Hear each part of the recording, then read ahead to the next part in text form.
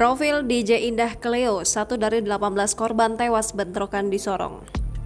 Insiden bentrokan di kota Sorong, Papua Barat menyisakan duka mendalam, termasuk penggemar dari seorang disc jockey yakni DJ Indah Cleo.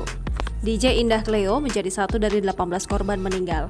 Dia bersama 16 orang lainnya dinyatakan tewas setelah terjebak di bangunan yang dibakar massa. Sementara satu orang lainnya tewas karena dibacok. Meninggalnya DJ Indah Cleo dikonfirmasi oleh akun media sosial Double O Club Sorong yang merilis kabar duka tersebut. Tak hanya DJ Indah Cleo, Eva Mouse Dancer dan Rockfulation Band bersama kru klub lainnya juga menjadi korban yang meninggal dunia.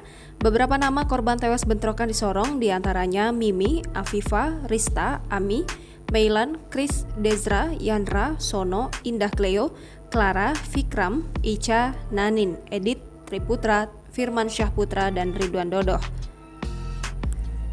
Banyak netizen yang menuliskan bela sungkawa atas insiden tersebut, tak terkecuali para DJ tenar lainnya seperti DJ Devina hingga Arin Catherine. Tak banyak informasi yang dapat dirangkum dari sosok DJ Indah Cleo. Hanya saja diketahui bahwa DJ Indah berasal dari Bukit Tinggi, Sumatera Barat. Dia berprofesi sebagai DJ sejak 8 tahun yang lalu, tepatnya sejak tahun 2014 silam. Tercantum di bio Instagramnya, DJ Indah Cleo menuliskan bahwa dirinya membuka job untuk DJ residen dan DJ khusus pesta pribadi.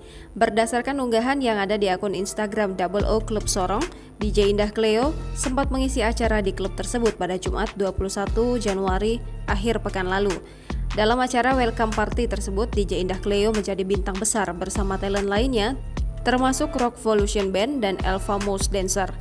Seperti diberitakan Kompas TV sebelumnya, insiden bentrokan terjadi tempat hiburan malam yang ada di kota Sorong, Papua Barat pada Senin 24 Januari.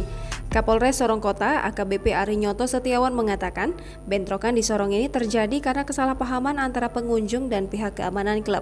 Beberapa pihak mencoba menetralisir keadaan karena suasana antara dua kelompok semakin memanas. Sayangnya bentrokan tidak terelakkan.